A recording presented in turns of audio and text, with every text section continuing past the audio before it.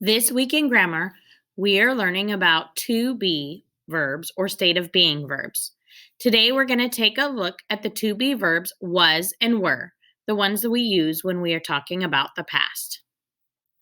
Our objective is we will be able to correctly use was and were to connect the subject to adjectives. The part of speech we are focusing on is verbs.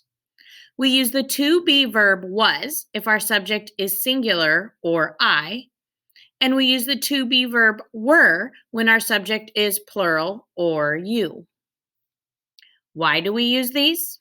We use was and were to talk about the past and to connect the subject to an adjective that describes it.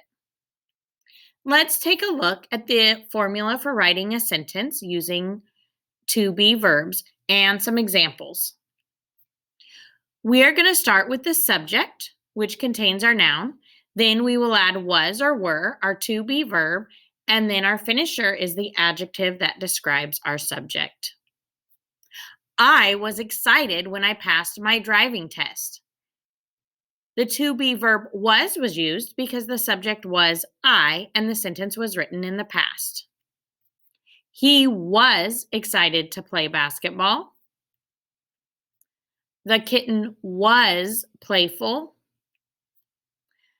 This was broken yesterday. Yesterday's exams were difficult but short. There were more than one exam or test, so the to be verb were was used to show that our subject was plural.